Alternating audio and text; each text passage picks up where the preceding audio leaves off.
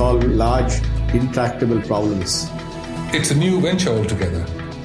Your brain is a wild horse there. Because remember, writing is not a team sport.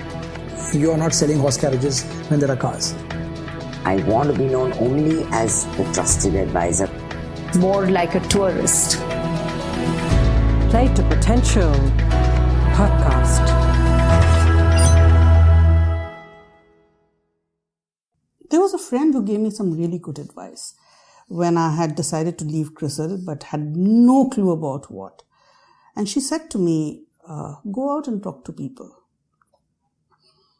And you will be surprised to hear how people perceive you. You may think you have an idea, but when you go out and start talking to people, just to understand what is out there, you will be astonished and then you will have clarity. And I actually did that. Because there was so much time and I was, we were doing the succession and because in CRISIL, I was just fortunate to have a set of clients who were all, either policymakers or regulators or CEOs of companies, and I had the platform to interact with them, and everyone knew that I was going to leave, and so they all called up and said, let's chat, etc. And so I would go and have a cup of tea and I did this with about 45 people, I think. Wow. And over the 9 months, and it was just amazing, as my friend had told me, the insights that I got. Welcome to the 29th conversation at the Play to Potential podcast, a series of reflective conversations with accomplished individuals across various fields on 3 broad themes: leadership, transitions, and careers. I'm your host Deepak Jayaraman. I'm an executive coach, and I help leaders and organizations play to their potential by engaging with them during periods of high-stakes transition, personal and organizational. You could visit transitioninsight.com for more details. My guest this time is Roopa Kudva. She heads Omidyar Network India Advisors and is an Omidyar Network partner. Previously, she was the MD and CEO of CRISIL, where she led CRISIL's evolution from being a leading Indian rating agency to a diversified analytical company with clients ranging from large investment banks in the US to tens of thousands of small firms spread across India. In our conversation, she spoke about her journey, including her initial years in Assam and Meghalaya, her journey to IIMA, which is a story in itself. She talks about her journey at CRISIL in some detail. Her initial years, where she says she was not really career-oriented, and a stint in Standard & Poor that changed her mindset. Her transition to the Chief Rating Officer role, which she talks about in some detail, and more. She also speaks at length about how she thought about what next when she was moving on from CRISIL before she landed at Omidyar Network. As a student of transitions, I found that segment really, really interesting. She went on to talk about how she's had to flex her leadership style as she's moved from CRISIL to Omidyar Network, a company with very different scale and profile of people. At the outset, I should mention that if you want to listen to this podcast conversation offline, say during an airplane ride or during a gym session, you could access it at iTunes, Stitcher, Savan, or any of the other podcast apps that are out there. Without further ado, over to my conversation with Roopa. Roopa, thank you so much for your time. Excited to be talking to you. Thank you for having me. Maybe a good place to start is if you could talk a little bit about Omidyar Network and more specifically, how is it different from some of the other impact investing firms around?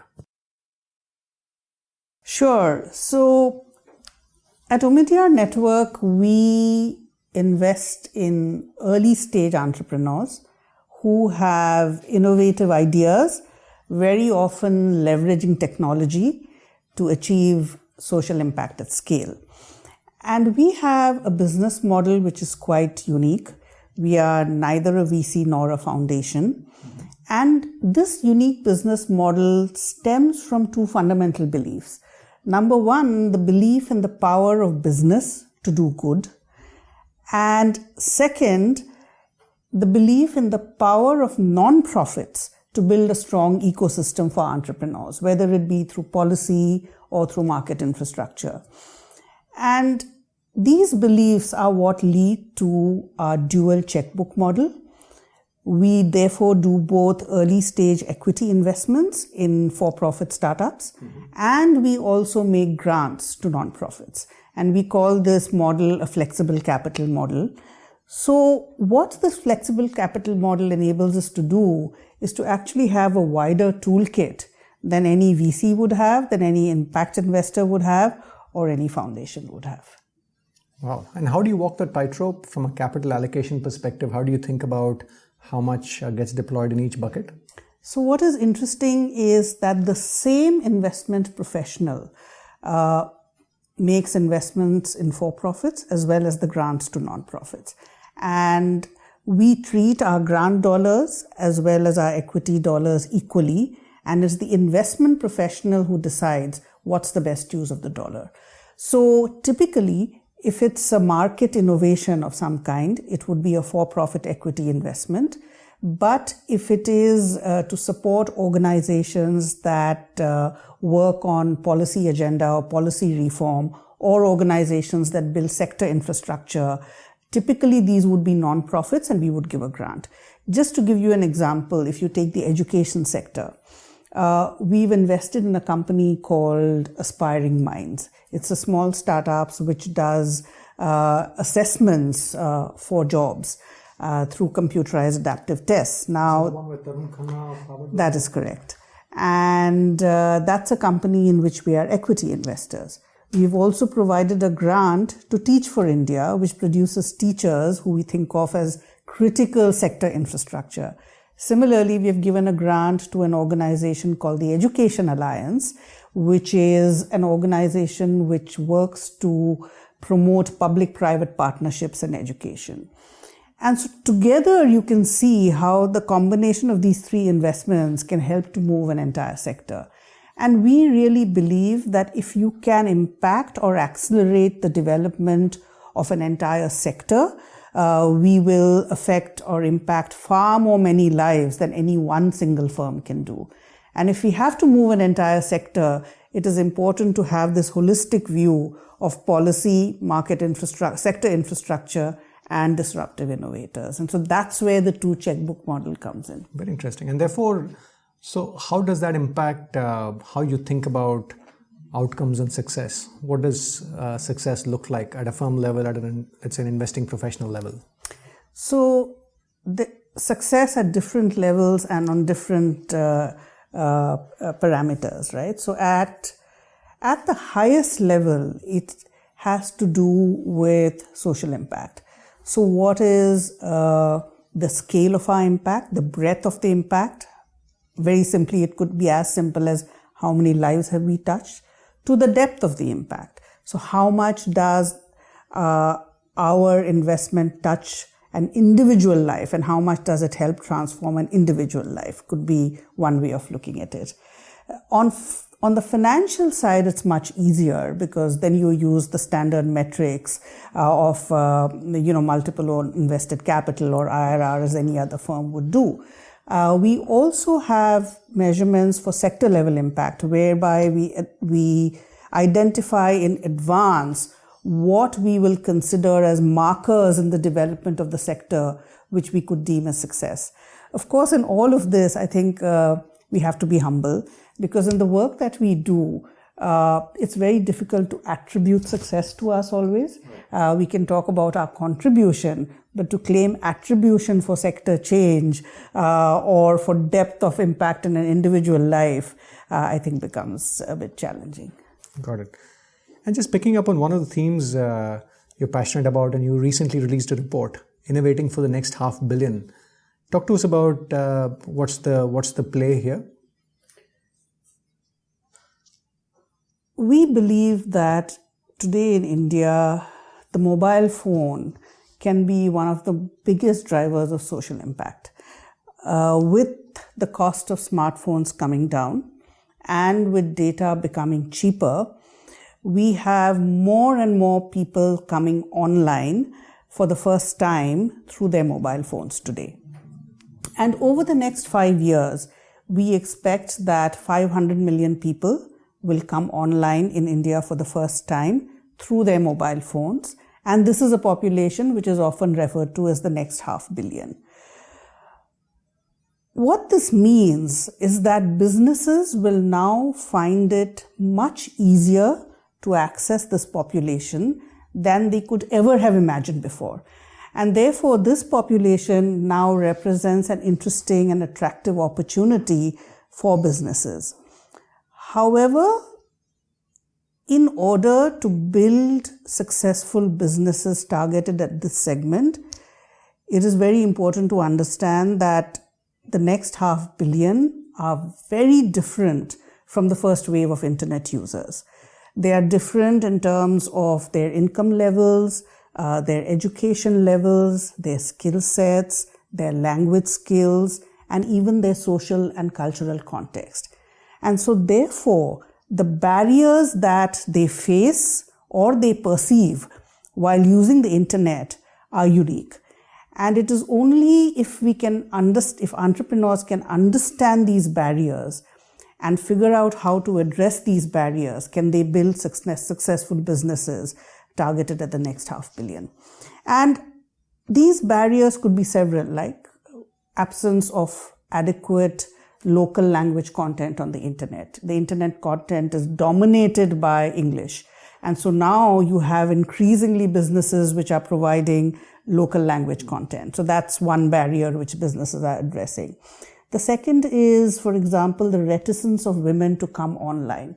Because the primary use of the smartphone and the internet is social communication and entertainment, there is a perception amongst this segment of the population that the internet is, quote unquote, a bad influence for women. It exposes them to bad influences. It can destroy marriages, and perceptions like this are actually reinforced by television serials and things like that, with the result that a lot of women self-censor. We did an interview with a woman once, and she told us that I have access to the internet, but I never go on Facebook and I never go on WhatsApp because I don't know what I will see. And maybe I will see something that I'm not supposed to see. So if you have women in large numbers self-restricting their use of the internet, you are actually cutting out one half of an important consumer demographic. And so therefore businesses that help and encourage women to come online, like we've invested in a company called Helofy, which is an app for pregnant mothers in tier 2 and tier 3 cities. You're seeing good traction. I think those kinds of businesses which make it safe and comfortable for women to come online and use the internet, again, will be successful with the segment of the population. Their social and cultural context, again, is very different. You and I are very used to the shopping cart symbol and proceed to checkout on an e-commerce website.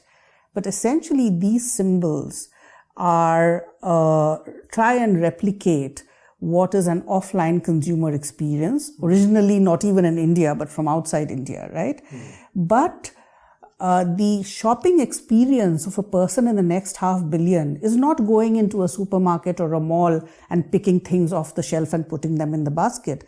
Their shopping experience is walking up to a store, standing behind a counter, having a conversation with the shopkeeper behind a counter who takes things off the shelf and helps them make their purchase Closer to a pharmacy decision. kind of an experience. Absolutely.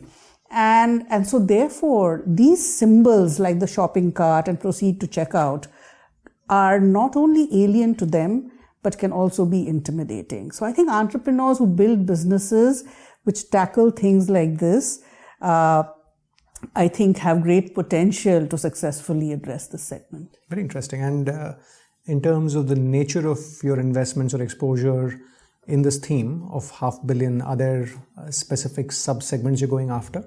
Yes, I think we've identified 7 barriers, and we are trying to build a portfolio of investments which address each of these seven barriers. And they include things like reticence of women to use the internet, local language content, building trust and confidence in transacting online, adaptation to the social and cultural context, and things like that. Very interesting. So it's interesting that you sort of picked behaviors and you're going after people who are debottlenecking those behaviors rather than sectors. Correct. So it seems like an interesting way of segmentation. Lovely. I'd actually like to go back in time, Roopa. In my conversations, I try and get an understanding of, some of the formative experiences people have had. So in your journey, are there 2-3 things you want to talk about in terms of what got shaped in, let's say, maybe in the first 15-18 years, which still forms a core part of who you are? I think one of the biggest formative influences is where I grew up. And I grew up in the small towns of Assam and what is now Meghalaya. It was a very simple upbringing, close to nature, and lots of books. So I think, on a typical holiday, for example, we would be outdoors, spending a lot of time in the pine forests, alongside brooks and dappled sunshine streaming through. So, it was a very different world. And Quite unlike Bombay. And I think the simplicity of that entire environment and the simplicity of the life in that place, I think really was a major influence in shaping who I was and who I became. Another formative influence would be sometime around the time I was 10 or 11 years old, when I started noticing how people used to react to women who were working. My own mother, who till then was a homemaker, started working. And then I noticed several women who were working in different professions. Some of our family friends were bureaucrats and they were women. And I noticed that people around them treated them differently. They were treated with more respect, if I may use the word. And that had an impact on me. And of course, at that time, we had powerful influences like Indira Gandhi being prime minister and all of that. I think that had an impact. And then later into my teenage years, I think I became increasingly conscious of the fact that I was from the small towns and a remote part of the country. And maybe in some way, my exposure was limited. And so therefore, I consciously looked for ways to expand my horizons. And I remember I would spend hours and hours during the day listening to the BBC, not just to know what was going on in the world, but also to learn how to talk, and I think that was another important influence. And finally, I would say there was a conversation that I just happened to overhear between my parents. And it was not something they said directly to me, but something I overheard once, where my mother was talking about the fact that it was very important for women to be financially independent. It was not something they ever said to me. It was a conversation that I overheard once, but that stuck with me. And I do think that in some way it kind of played a big role in how I thought about myself and my life and the future. Very interesting. This is your host Deepak Jayaraman here. This piece from Roopa reminds me of a chat I had with Anu Madgaonkar, a partner at the McKinsey Global Institute. She talks about how she got the idea of financial independence from a cousin of hers and how that shaped some of her choices. I'm happy to say that with all this super idealistic upbringing I had, there was also a voice of reason. And that came from a very unexpected quarter. So after I graduated, I had a degree in economics and I was wondering what to do next. And I had gotten into the IIMs, but I was also toying with this idea of, maybe I should, go and do like a master's in economics or something completely different. There was this slightly romantic idea of what else I would like to do. And then there was this cousin of mine who was no particular influence in my life at that point. But out of the blue, he just said that, you're a girl and you should remember that it is very important for you to be financially independent, because you don't know what your circumstances are going to be. You should be able to earn your own living and live well and stand on your own feet. No one answer here, but it's fascinating to see how much impact a small thing like a cousin saying something or overhearing parents talking about something can have on people's lives and profoundly shape their attitudes and choices. A quick note on how you can access content of the podcast. If you want to listen offline, say during a car ride home or during airplane travel, you could also access the podcast on iTunes, Stitcher, Savan, and several other podcast apps. As a matter of fact, Google has recently launched an app for podcast listening on Android platforms. If you went to playtopotential.com, you would also have the opportunity to listen to multiple voices curated by topics. Playlist topics include Reinventing Self, which is about how people change trajectories significantly along the way. Early formative years, where leaders talk about how their childhood has influenced them profoundly. Insight on career paths, where various professionals talk about the ups and downs of the careers and how individuals should think about embarking on that path. If you find the content purposeful, please go to iTunes, rate and review the show. It will help others discover it. Now, let's get back to the chat with Roopa.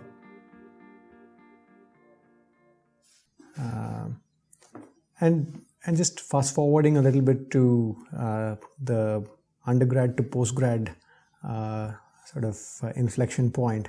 I understand there was a little bit of complication in the context of you getting into IIMA, and I understand you had to write CAT twice to get there. Talk to us about that inflection point and what happened there.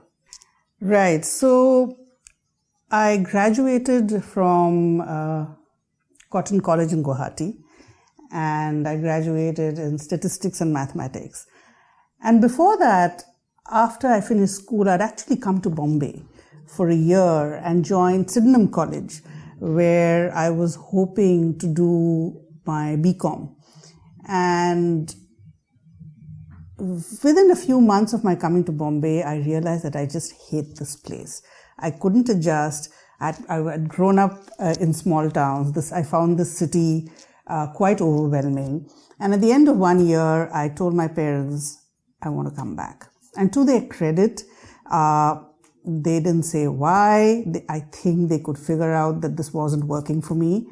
And they were very gracious about it. So I went back to Guwahati and I took up statistics and mathematics. And you had to start afresh, or and I had to start afresh. Wow. And then in 1983 was when I got admission into IIMA, and I was due to join on the 1st of July 1983. And at that time, IIM expected us to have our graduation mark sheets. But because of the anti-foreigner agitation and the students' movement in Assam, our exams got postponed. And on July 1, I didn't even have, not only did I not have my mark sheets, I hadn't even written my graduation exams till then. And so I requested IIM to see if they could defer my admission to next year, not knowing whether, this was a fluke or whether, I would even get in another time. And unfortunately, their rules at that point did not allow a deferral, which is why I had to write the exam again next year and take the interview. And fortunately, I made it a second time. And it turns out it wasn't so bad after all. In the interim, I was a school teacher. I taught in a kindergarten school. And it was interesting that I had no plan B. If I didn't get into IIM, there was no other plan. So I would probably have ended up becoming a school teacher. Wow. A very different path to social impact, but indeed, very interesting. But equally fulfilling, I think. I'm sure. Moving on to post-IIMA, I want to sort of pick up on the broad theme in the first maybe 10-15 years. I understand from listening to some of your earlier conversations that you say that you don't necessarily call yourself a career-oriented or an ambitious person in the initial, let's say, passage of play. And you talk about focusing on excellence and doing things well that others couldn't do. So talk to us a little bit about your approach, maybe in the first decade or two, but more importantly, with the wisdom of hindsight, if you would have approached it any differently. I think my approach was also shaped by the organizations I happened to be in. I would say that in the first 2 decades of my career, I pretty much enjoyed myself and went with the flow, would be a good way of describing it. I stumbled into CRISIL in a completely unplanned manner, primarily because I was looking for a job that would enable me to be in Bangalore, where my husband was moving. And so while all of that was unplanned, the moment I actually joined CRISIL, I realized that this can be something really big. And they were pretty heady times in CRISIL those days. I mean, it was pretty much a startup. And there was the excitement of evangelizing a new concept in the country. There was no regulatory support. The whole concept of credit rating, it was getting acceptance for the new concept. What was also new about the company at that point in time was that it was not a public sector company, and yet it was not owned by any promoter. It was wide institutional shareholding. So it was pretty much like we, the early team, were the owners of the company, right? The second distinctive thing which I think enabled me to really sit back and really enjoy the journey was the culture in the company. I think right from day one, Pradeep Shah instituted a culture which was quite unique at that time, which is that the most important decisions of the company, which was the rating decision, was made in an open forum. Anyone in the company could attend a rating committee meeting and see how the decision was being made, which was a bit of a contrast to my earlier experience in IDBI, where I would evaluate, do the analysis, put together an investment memo, and then it would go up, and then the decision would be made at a committee or by a group there where I wasn't even in the room, behind closed doors. So I think that was the culture where it was open, and where what mattered more was the power of your analysis than who you were in the organization, was, I think, very inspiring and very motivating. And I think, therefore, I would say it enabled all of us who were there at that point in time to give our best. And because it was a startup and it grew very fast, our careers grew along with the company. So I just think we were very fortunate, and that also enabled me to, I think, just step back, try and do the best that I could, and go with the flow, so to speak. On the second part of your question about, trying to focus on my strengths, I think I very early in my career realized that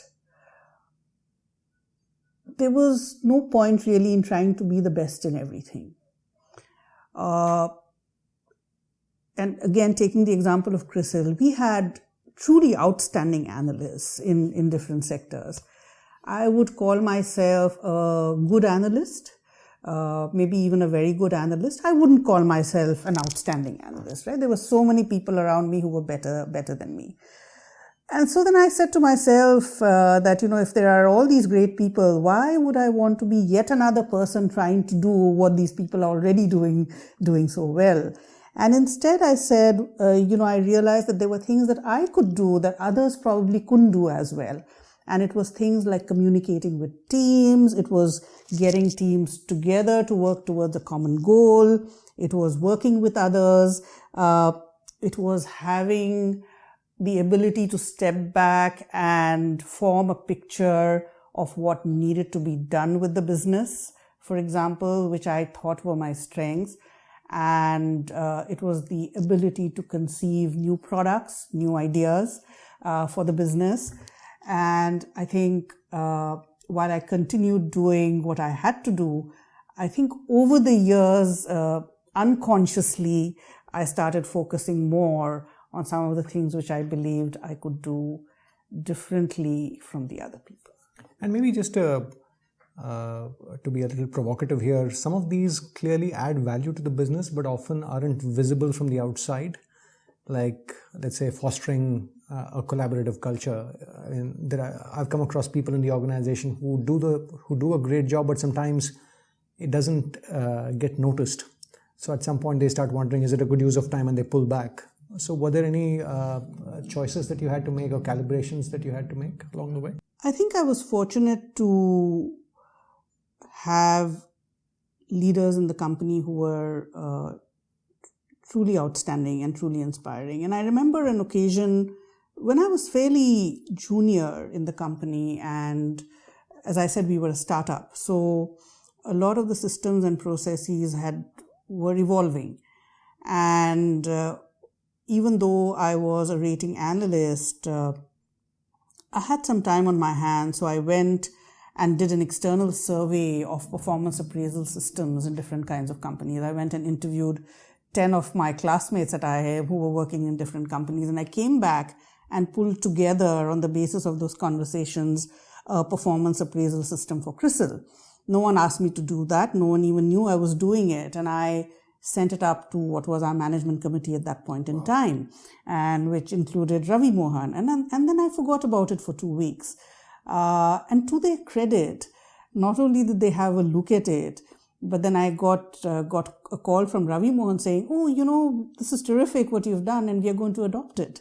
And so the fact that I think I was singularly fortunate to be in an environment where people were kind enough to notice, and these things got picked up. And I think that motivates you to try and do more and try and do more new things, right? Sure, very interesting. And I also understand that at some point in your journey at CRISIL, you had a stint in Paris with Standard & Poor, and that changed your approach to career building. I'm curious about what that switch might have been. I think it changed, I wouldn't say that it changed my approach to career building. I think it changed my perspective.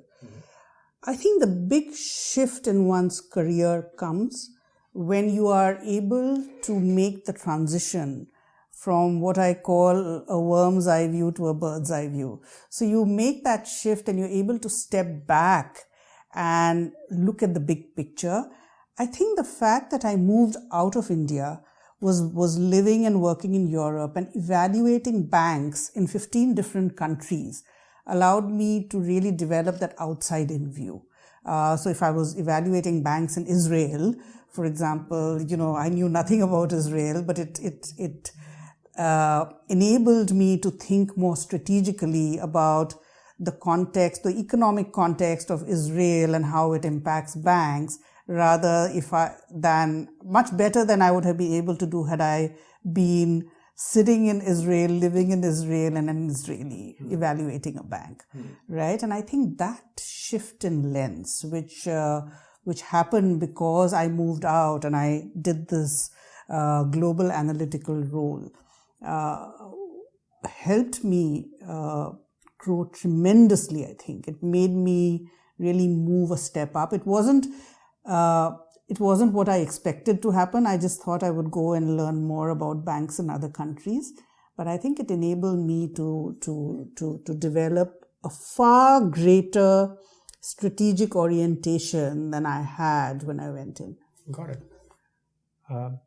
And talking about transitions, you transitioned from being a chief rating officer to the CEO of CRISIL. Again, I'm curious about the CXO to CEO transition. From your journey, talk to us about what the transition was like. What shifted for you, and with the wisdom of hindsight, what insight do you have for people, especially for that CXO to CEO transition? For me, Deepak, I think the bigger transition was the transition to the chief rating officer. And the chief rating officer is the business leader of the ratings business, which at that time was the largest business in CRISIL. And that transition, for the first time, put me in charge of what was the most important business of the company at that point in time. But more importantly, it was challenging because I was chosen over my peers to do it, to do the job. And so how do you really move up to that level and then learn to work collaboratively and successfully with peers whom you have considered your equals for many, many years, right? I think so. That was, I think, a big learning for me. And I think in that transition, I learned a few things which were very different. Number one, I learned for the first time to manage multiple stakeholders beyond my client and beyond my team. It meant I needed to interact with the media, I needed to interact with regulators, I needed to interact with shareholders in CRISIL, I needed to interact with the larger investor community who made investment decisions using CRISIL ratings. So suddenly these new stakeholders came into my life and I had to figure out how to really deal with a lot of them at the same time. And that happened when I became the chief rating officer. The second big learning and growth for me when I moved was realizing that it's no longer about me.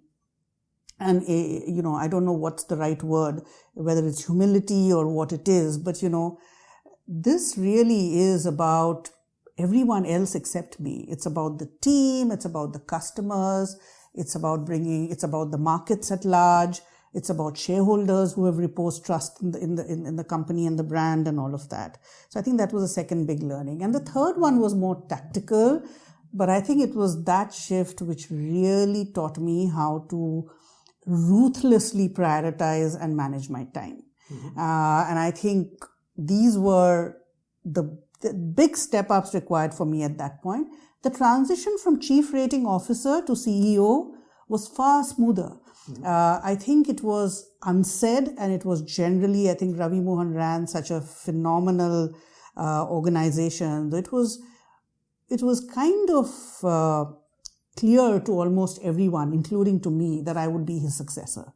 And so that didn't come. It was not that challenging. The thing that transition taught me was how to build and run global businesses, because when I became the CEO, I was also responsible for our global research and analytics business. And so working with the leading investment banks all over the world. So we set up research centers in China, in Poland, in Argentina.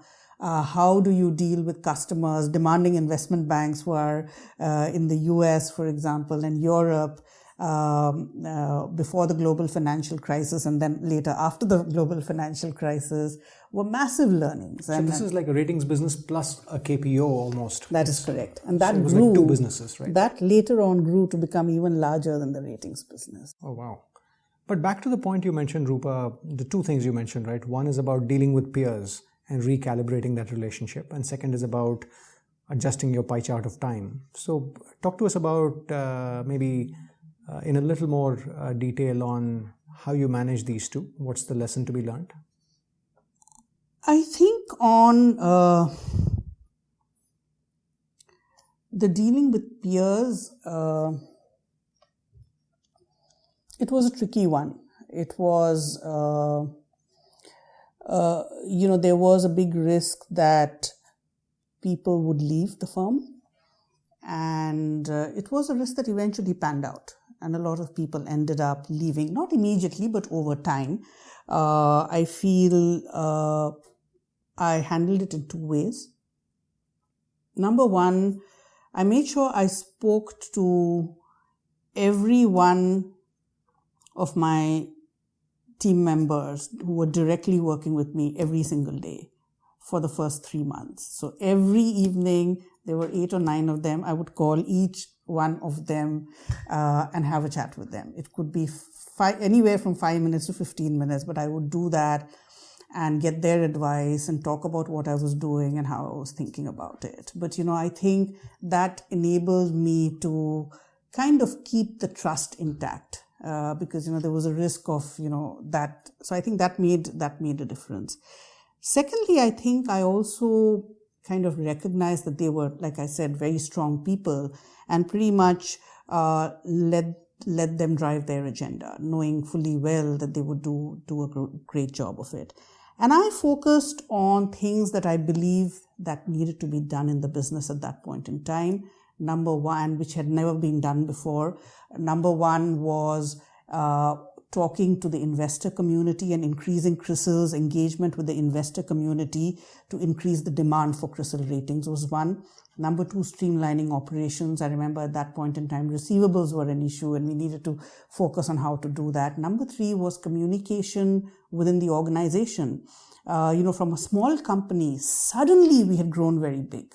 And, there was an explosion of new employees in the company. So the whole aspect of replicating what was a culture in a small company to a big company took up a fair bit of my time. So I think a combination of greater communication, trust building with people who were my peers, empowering them to do what they were good at doing, and focusing on taking the business in a new direction and doing some of the things that needed to be done there. I think that's what helped me really, get through the first year or two. Got it. And on the sort of the pie chart of time that you alluded to, are there any one or two key shifts in terms of what you were spending time on that fundamentally changed when you moved roles? Right. So I think before I became either the chief rating officer, my time was spent essentially with my small group of customers and my team. That pretty much took up my time. It was, and some business development. After, I think the pie chart shifted. So I would say about 25% of my time was spent with customers, new business development, about 20% in nurturing new products. I would spend a lot of time with the new product development teams and because what tends to happen is the smaller businesses tend to get ignored. But if you really believe they are the businesses of the future, leadership needs to spend time. So I would spend a lot of time, almost as much time as I spent with customers. I would spend 15% of my time with the board and shareholders, maybe. Another 15% in business reviews.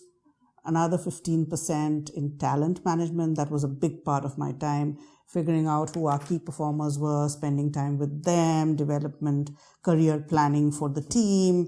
And then the balance 10% would be doing other stuff, including, media outreach and other forms of communication. Got it. And moving along, Roopa, talking about the fork in the road when you joined Omidyar, I'm curious about how you took stock of your career after possibly around a 23-year stint in CRISIL. Give us a sense of how you thought about options at that point in time, what else could have been a pathway, and how you thought of Omidyar Network. So I had spent 22 years in CRISIL, 7 years as the CEO. I just loved the job, and for years I said that it is the best job in the country, and I really believed it was the best job in the country. I think it gave you a ringside view of anything important that was happening in India, and it gave you a platform to shape where India was going in so many different ways, right? So it was phenomenal. So we had a ratings business, we had the global analytics business, we had a small and medium enterprises business, where we had evaluated 1 lakh enterprises, and we had a policy advisory business. So it was a very, very powerful portfolio. And I loved what I was doing, and I was very grateful to the company. I think the first emotion when I think about CRISIL is really gratitude, because I think it made me who I am. It gave me the opportunity, and so I was very grateful for everything. I had turned 50.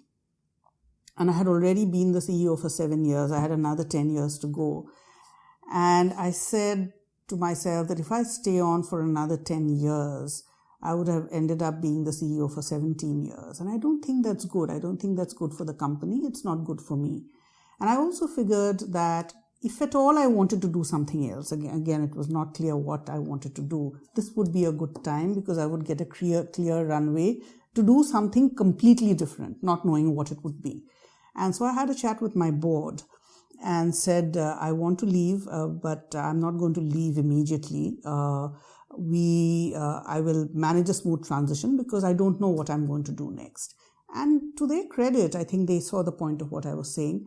Of course, it took 9 months from the time I decided to the time I left. But because we were a public listed company, we actually disclosed as soon as I made the decision that it is my intent to leave at some point. And it took 9 months, and because it was public knowledge that I was going to leave because we did the succession and all of that, one of the people who contacted me was someone who's now my colleague at Omidyar Network in Redwood City. Mm-hmm. And I remember when they called me, my first reaction to him was, why are you calling me? I don't even know what impact investing means. And from there, the more I started talking to the folks here, I realized that this is an organization which is doing outstanding work. But more importantly, it had, which I didn't quite understand at that point, what exactly this whole combination of investing and grants was. What was your colleague's response to why he called you or she called you? Well, I think he said someone told us that you might be interested or something like that, right? In at least talking to us. But what really, made Omidyar Network very exciting from my perspective was just the quality of the team.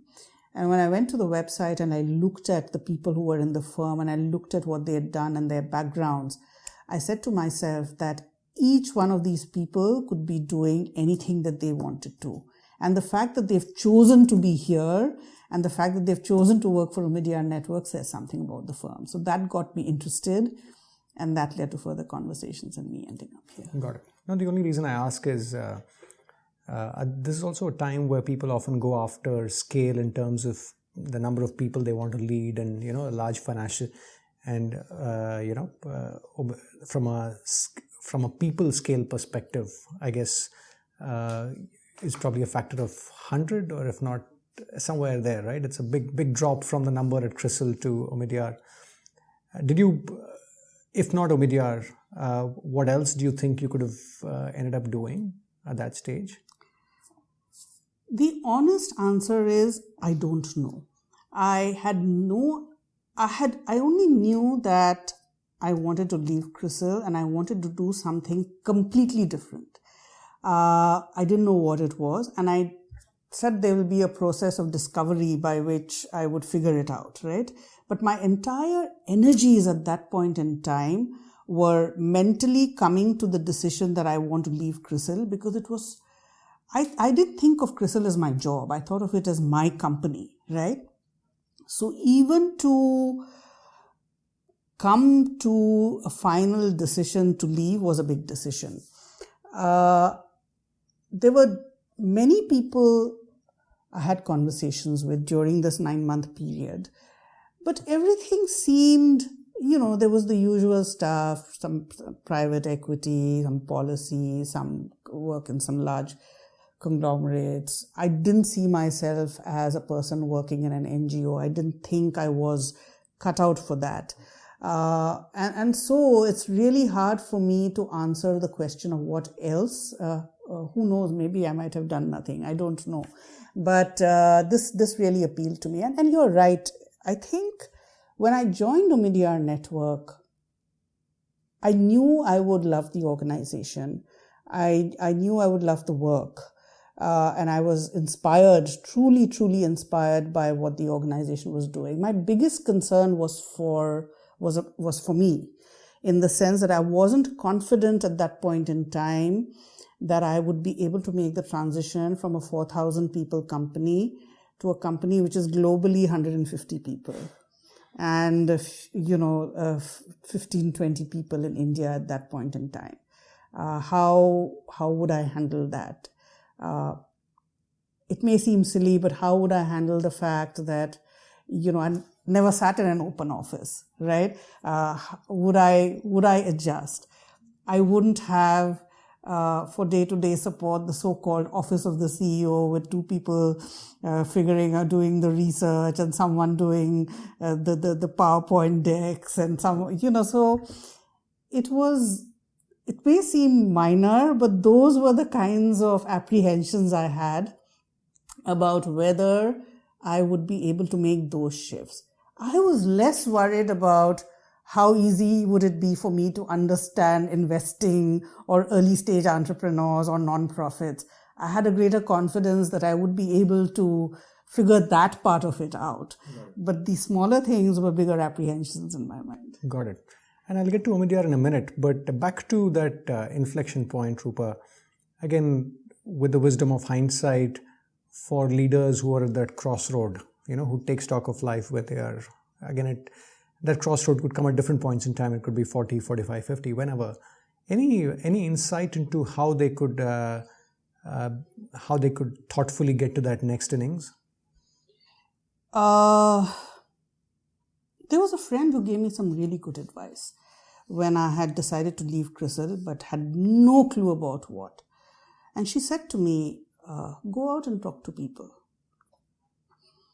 And you will be surprised to hear how people perceive you.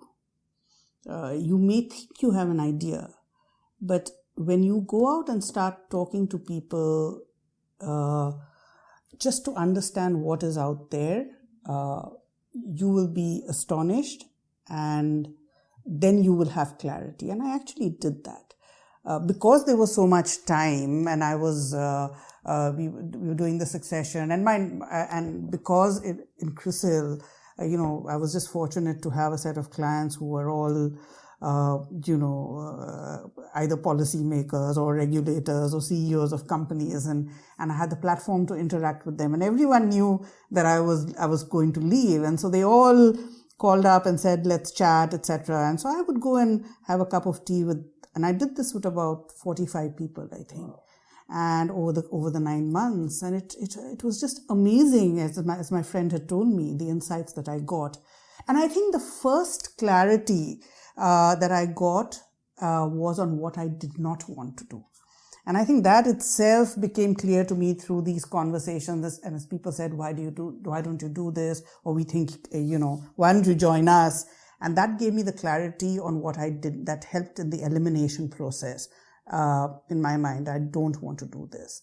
And then after that, I think it became much simpler. I knew there was a small subset of things that I wanted to look at.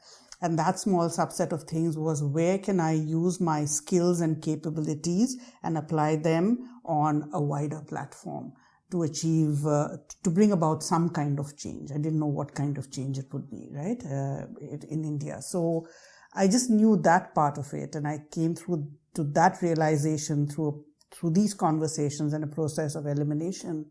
And then it was serendipity, Omidyar called. Very, very interesting. Profound advice that your friend gave. And maybe just sticking with it, talk to us about what you did not want to do at that point in time. What were the themes there? So for some time, I actually toyed with the idea of doing stuff in government, with the government. And there was someone who gave me really good advice, and he said to me that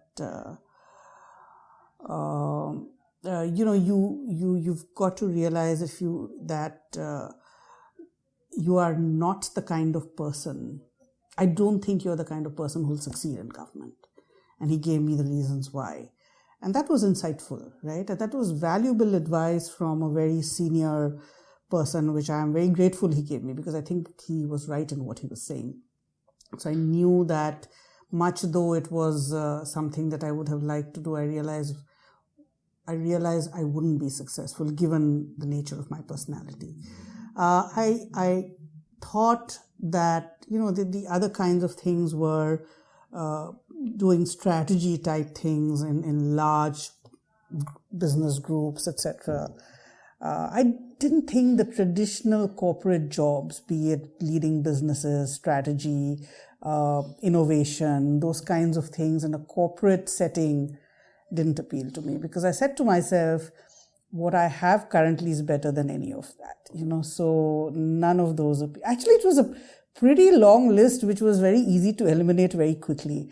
And at one point, then I was faced with That's immensely clarifying. Sorry? That's immensely clarifying. It is clarifying, but it was also, there was a point where I said, hey, you know what, maybe I'll end up doing nothing. And then I said to myself, okay, that's okay as well. But that's why I think there was this nebulous idea that was forming of this wider platform, impact, etc., without quite knowing. And I think the fact that the call from Omidyar came at that point in time helped it all crystallize around that. Very, very interesting. This is your host Deepak Jayaraman here. I should mention that there are a couple of structural suboptimalities in the transition process in 90% of the situations, especially when you're talking about transition at the highest level. The first suboptimality is around not having a window for seeking market feedback.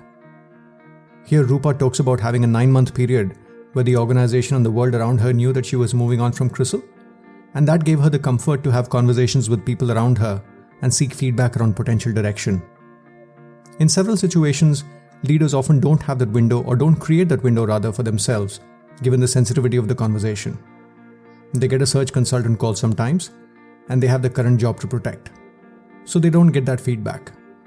The second suboptimality I've noticed is that in your working career, you get tons of feedback around what you're good at and what you could do better. But nobody really gives you feedback on the canvas where you will be the best fit, which is actually the question you're grappling with at that stage. In other words, you get feedback around the question how to grow, but the real question often at that stage is where to go. In my observation of leaders who have been thoughtful about these transitions, or in terms of what shows up when I'm working with a leader in transition as part of my advisory practice, I find that mining for this insight from the people that know you well, on the personal and professional front, immensely revealing. And we often tend to label ourselves using certain lenses, but people often frame the opportunity in a totally out-of-the-box kind of a way. One of my earlier guests was Atul Kasbekar, a celebrated photographer and a producer of the national award-winning film Neerja. To digress for 10 seconds, his career is an interesting one. He was studying chemical engineering at UDCT, arguably one of the best chemical engineering colleges in the country. He quit that to pursue photography in the US and came back to become one of the most successful photographers in the country. When I asked him about the transition from being a photographer to a producer, he spoke about a piece of feedback that he got from one of the people around him that he trusted. And but I'm enjoying this. I think I have a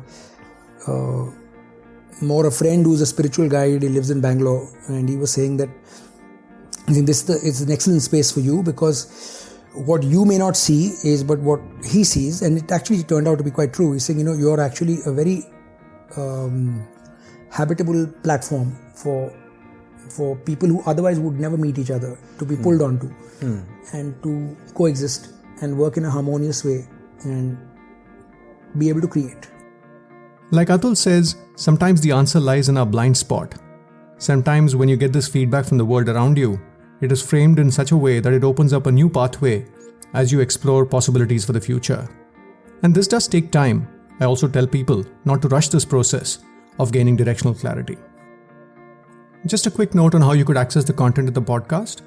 You could download it and listen offline at iTunes, Stitcher, Savan, or any of the other places where you normally get your podcast, but that may not allow you to navigate across speakers by theme.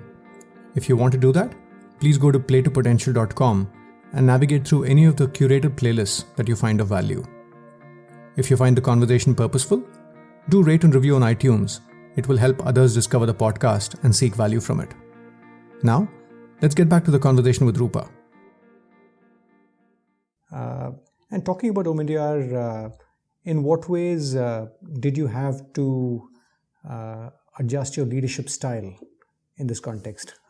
15, 20 people versus 4,000 people. Talk to us about how you had to sort of recalibrate your style. I think significantly.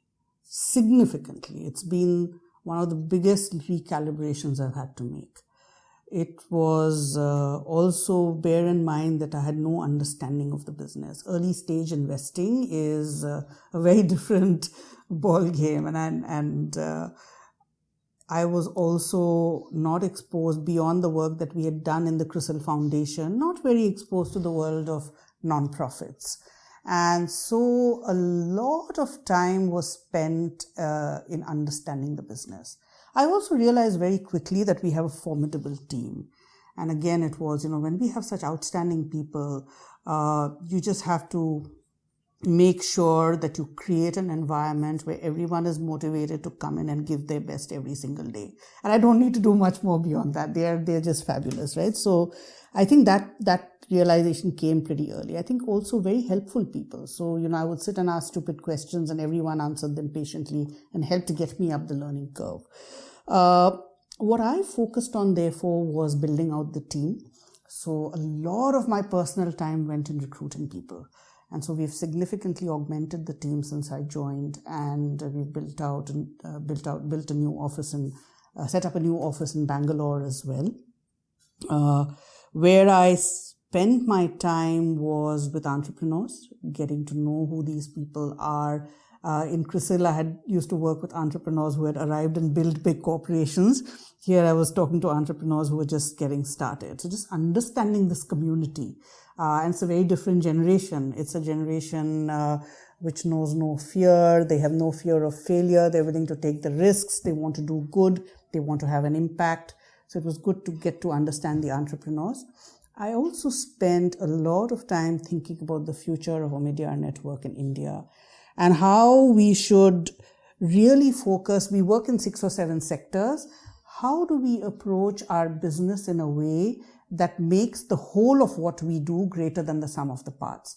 And what are some of the new things that we should be doing which are unique to India and may not necessarily be applicable globally, whether it be things like judiciary, whether it be things like public digital platforms, learning from our Aadhaar and India Stack experience, whether it be things like working on scaling of non-profits. So these are some of the new areas. We've just finalized a strategy for India.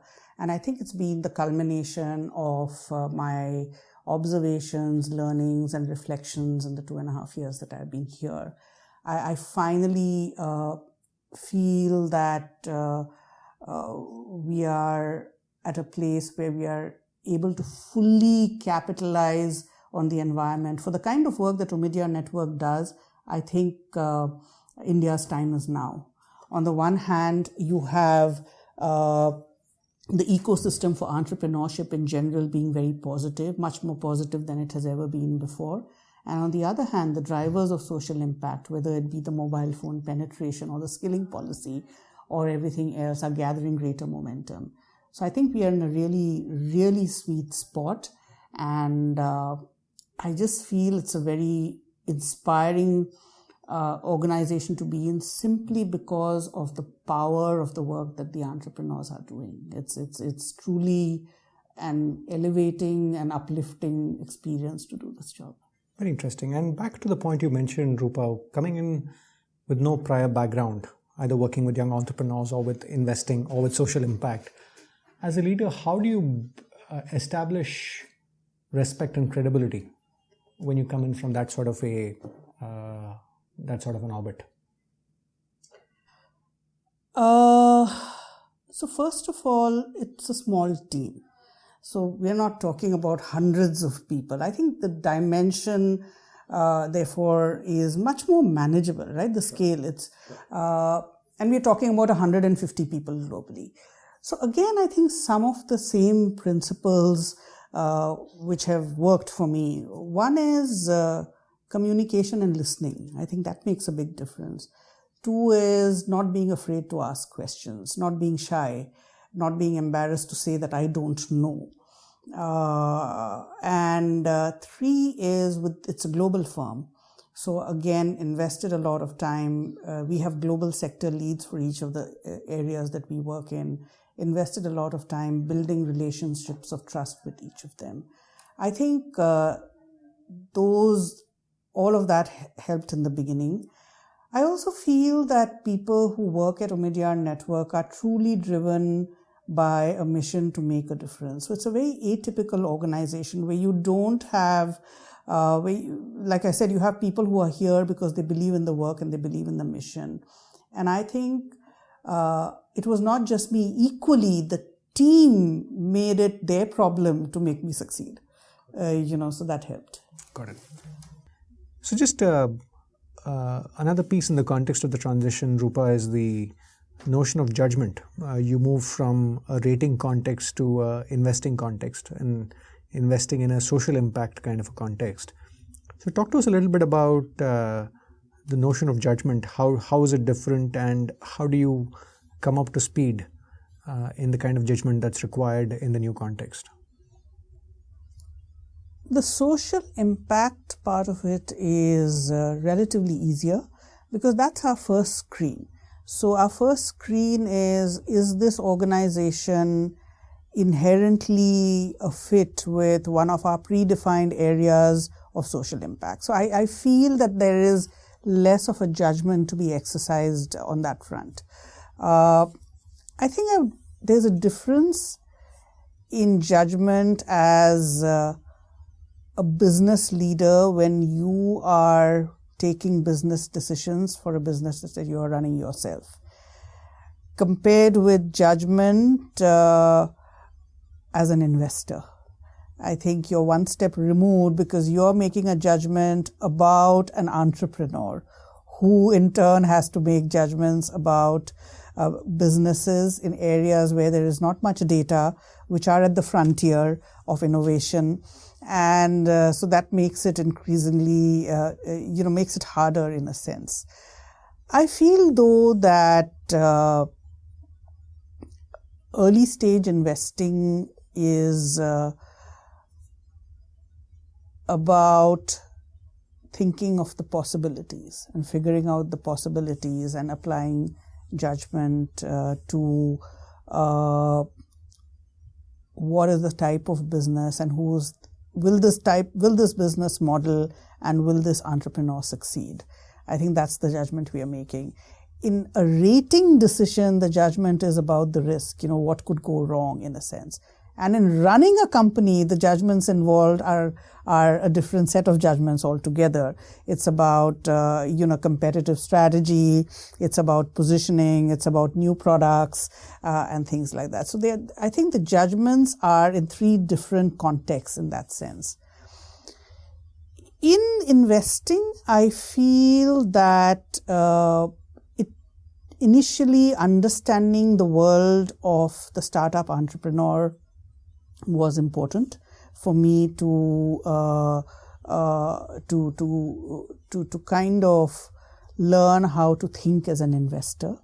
I think that was the most important part. In terms of commercial understanding of businesses and how the economics of a business work, I think that was less challenging really. It was more about how the world of technology is evolving and what are these new age entrepreneurs like. I think developing that understanding, was the learning curve. Got it. And you talk about going beyond data to having that gut or having that sort of instinct or wisdom. How do you build that over time? What's been your approach to strengthening that muscle?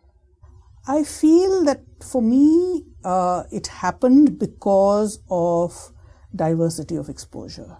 I think just the fact that you're exposed to a number of different business situations, business environments, different sectors, is that richness of that exposure and the diversity of that exposure is very important to developing judgment, I think. And I was just fortunate I had it by nature of the work that we did at CRISIL and the fact that over time CRISIL became a business which diversified beyond ratings into other areas and into geographies and countries beyond India. Got it. This is your host Deepak Jayaraman here. I find that leaders that transition effectively do a great job of going beyond the conceptual understanding of the business metrics and develop a first-hand pulse of the ecosystem the company operates in. Like Roopa says, the commercial element is often the easy part. The harder part is really building the pulse of your ecosystem. One of the people I'd interviewed earlier was Suresh Narayanan, MD of Nestle India Limited, and the key architect in turning around Maggi when they were faced with a crisis around perceived quality. He spoke about how he would settle into a new stint when he was transferred across countries.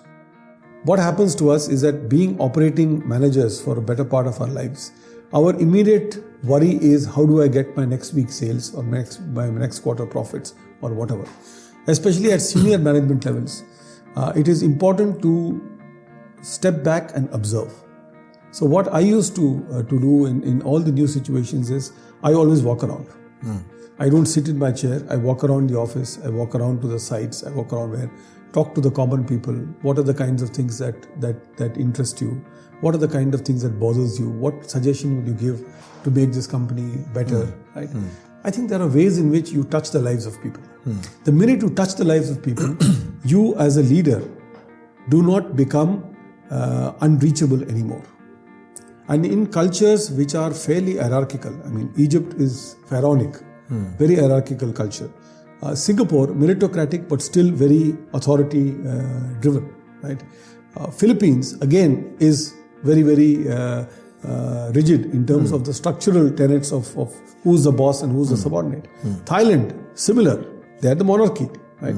So they have a very strong sense of position, rank, and society. So if you are able to break that, then you get a very clear path. And in that first 3-6 months, if you are able to assimilate, understand, and then drop the 4 or 5 big issues that you will address, you will be more successful in the balance part of your stint. I find that leaders often have to rebuild a nuanced understanding of the various ecosystems around the business to start developing a sense of judgment. And this is beyond the understanding the commercial levers, the numbers, and the sectoral trends of the new business. Now, back to the conversation with Roopa. And moving to a different theme, Roopa, women leadership. Again, there's a lot that's been said. I don't want to sort of cover past ground, but are there one or two areas where you think there isn't adequate commentary? As you think about women rising to the top, what's your insight around women in terms of how they manage their careers, how they make choices along the way? Are there one or two pieces you think there isn't as much public discussion around, which is crucial for having more women leaders at the top? The one that there is the most discussion around is the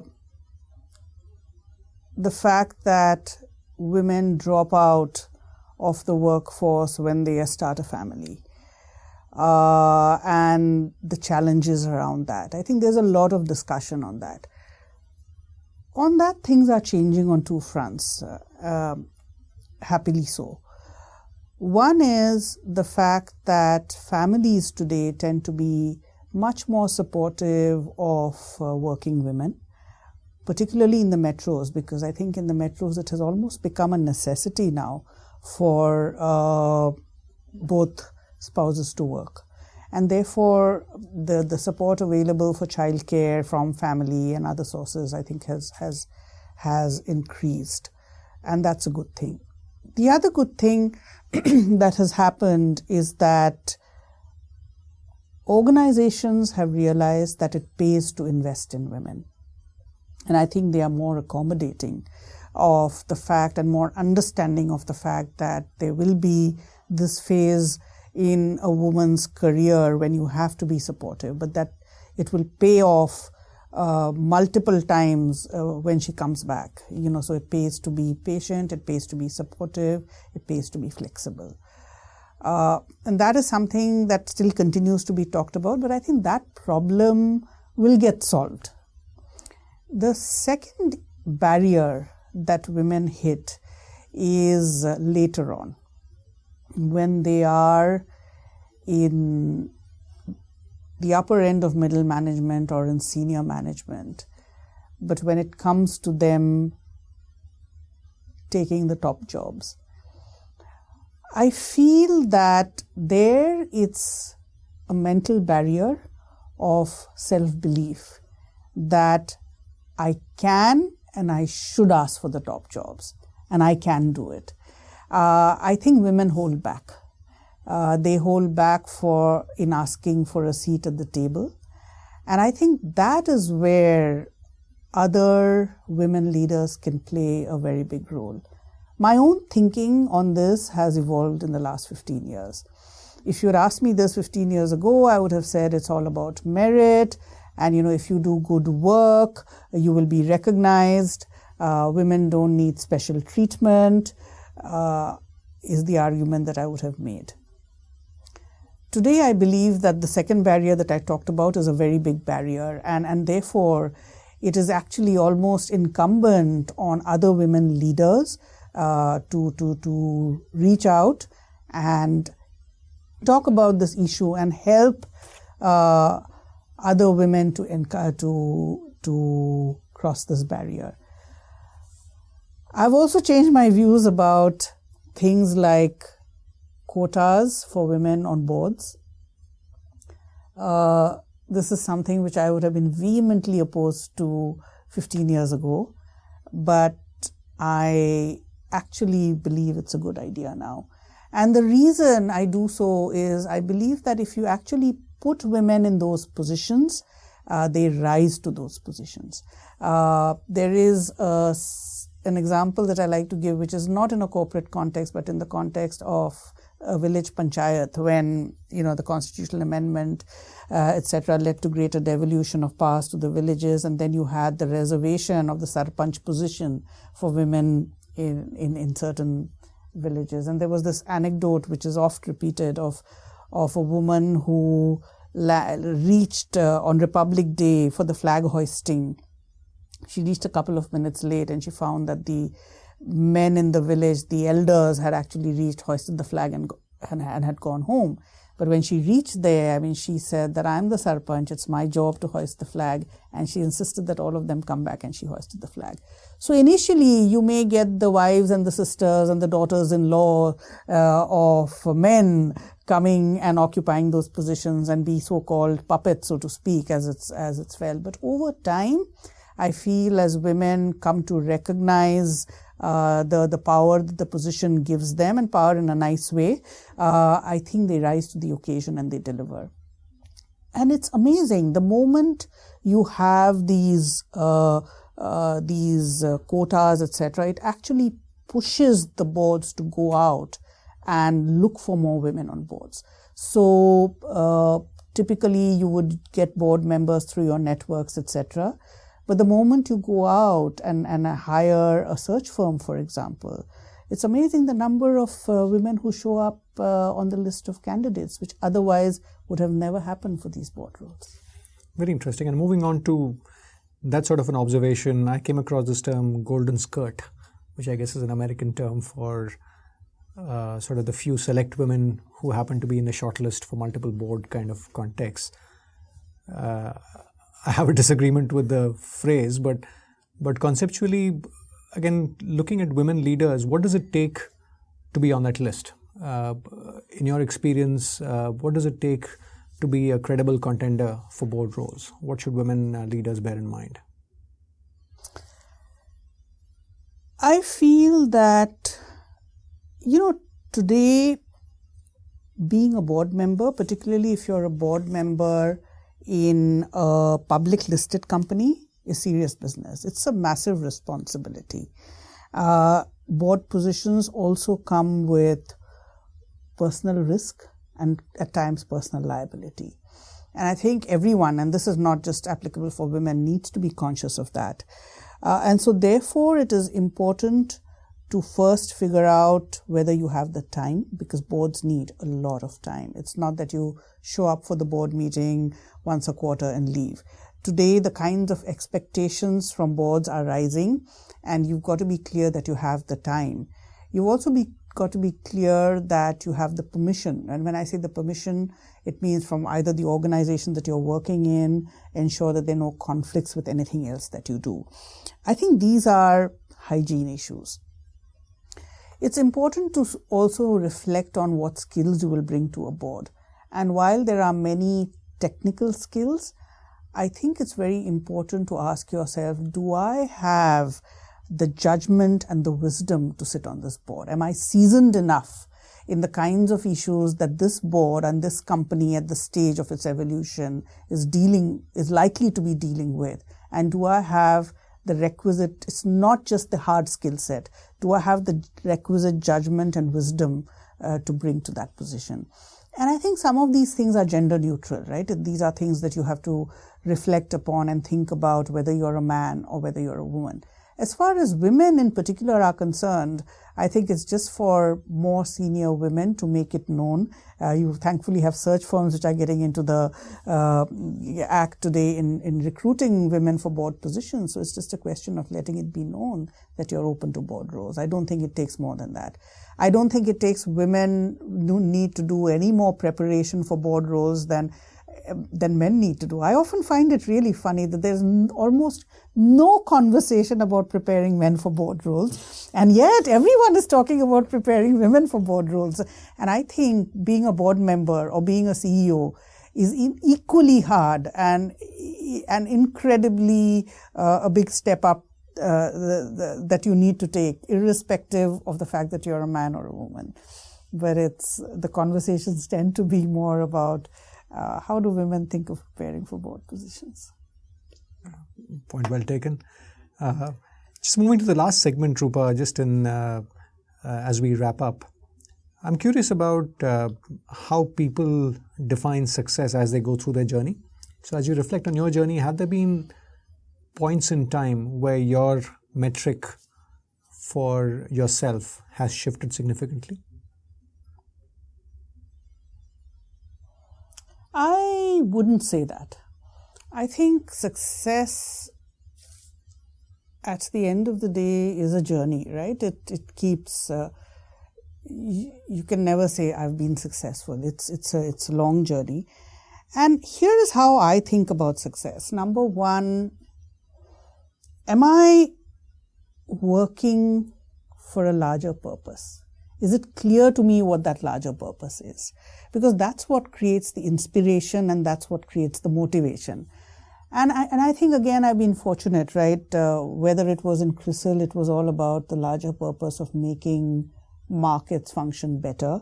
Here at Omidyar Network, it's about supporting innovations that can create opportunities for millions of people who are otherwise either excluded or underserved or disempowered. So do I have a sense of that larger purpose? I think is an important part of the success formula. Beyond that, I think it is, am I enjoying what I do? Am I utilizing my strengths? And at the end of the day, over a period of time, are there more good outcomes than bad outcomes? And rewinding the clock, what they don't teach at IIMA but should? It's a tough one, right? Because I must say that I'm not quite sure of how the IIM curriculum has evolved over. It's been over 30 years now. It's a long time. But I feel that there are a few things that IIM did personally for me. Number one, I think at some level, it provided some tools and some frameworks. But then I could have picked up those things even elsewhere, I presume, if I had wanted to. The most important thing for me at IIM was that it taught me how to think. And it taught me how to think from first principles. Being the product of if you're a non-IIT engineer, non-IIT graduate, the Indian education system doesn't really teach you how to think at all. It's about knowing and memorizing some facts and, studying a few days before an exam. But I think IIM truly changed that for me. So there is something that they did for where I was, for a person with my background and my kind of exposure. I think that made a very big difference. And I think it also provided a platform for interacting with really a truly outstanding and brilliant set of peers, right, who I would never have met elsewhere. So I think there's a lot of focus on what IIM, the questions about what IIMs don't teach you, And there's a lot of talk about how it's just one more screening layer to kind of narrow the funnel even more. But I do think things like this, I mean, for me particularly, some of those frameworks and learning how to think were were very important. And I think there's not enough talk about what IIM does teach you. I think when I look back, I feel that with a little more work experience, I would probably have appreciated and got more from the program than I did as a fresh graduate. And as more and more people with work experience are joining the institutes today, I think they will probably be able to get more out of the course than I did. In a lighter vein, I think it teaches you to be CEOs, to think about being CEO from day one and not enough about the journey of what it takes to get there. And if you had to be immodest about yourself, what about you has enabled you to come this far in your journey? I think not just for me, but for most people, right? That you've talked to in the course of this incredible podcast series that you put together is really about being in the right place at the right time. And that is luck. I think that plays a very big role. And it has for me as well. I was lucky to have joined an organization which at a very early stage, and as the company grew, I grew. I was lucky to have had excellent role models throughout my career. And quite candidly, if I look back, I would say that I've had no major failures or setbacks. And that is not something that everyone can say. And I feel, therefore, that I've been truly privileged and a lot to be grateful for. I think along the journey, I just tended to focus on what I was good at, what I thought I was good at. I've always tried to do new things, and I generally will not give up easily. And I think that's what helps. Fascinating. And in summary, Roopa, this podcast is titled Play to Potential, and it's about people being coherent about the two questions, where to go and how to grow as they go through their journey. So in summary, any parting thoughts on people playing to their potential? I feel that a lot of the thinking about one's own career and even about one's own potential evolves over time, right? I see a lot of young people looking for all the answers today. And while that is terrific, I think today people are much more thoughtful and much more focused where their careers are concerned, and that's brilliant. But I think also a realization that some of the answers will come over time, and being able to accept that, and therefore being a little more relaxed about your careers. And that doesn't mean slacking, that doesn't mean not working incredibly hard, but just being mentally more relaxed and less stressed about things that you may not always have the answers to immediately, I think will go a long way for younger people in playing to their potential in the first 10, 15 years of their career. And I think once you kind of go through that, I think it just sets you up for leapfrogging to a very different dimension in the next 15 years of your career. Very interesting. Thank you so much for your time and your wisdom, Roopa. Pleasure talking to you. Thank you, Deepak. It was terrific. Hope you found the conversation as purposeful as I did. There were 3 big takeaways for me here. First is the theme of resilience and tenacity that we can see in people through their journey. Even when we go back to Roopa's days of college and the 2 attempts to get into IIMA, there's a certain determination that we all can see. One of my earlier guests was Dheeraj Pandey, who's the founder and chairman of Nutanix Inc., a $3.5 billion plus cloud computing software company based in the Valley. He's an alumnus of IIT Kanpur Computer Science, batch of 97. He actually mentioned when I spoke to him as part of the podcast that he got into IIT in 92, but actually got a rank in the thousands and got a branch that he didn't want to pursue. So he backed himself, took a year off, prepared and got back to IIT to study what he wanted.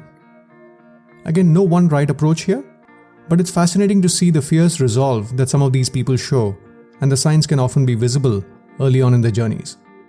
Second is the point Roopa makes in the context of women leadership. She talks about the notion of self-belief as women get into senior management roles. I'd make a slightly broader point here. I see several leaders, men and women, hit a glass ceiling when they move from the CXO role to a CEO role. The ones that struggle the most are the high IQ, low EQ variety, who ace the exams for the prestigious universities and accelerate through the first few years of the career. But when you move to the second half of your career, a lot of the competencies that determine success are around how you motivate the people around you, how you build relationships, how you set the right climate in the organization, and so on. And several people struggle with this transition to the new canvas. I tell people it's like moving from playing cricket in the flat pitches of India to playing in Perth, in Australia, in bouncy, swinging conditions. A lot of the old behaviors and patterns might have to be unlearned as you move forward.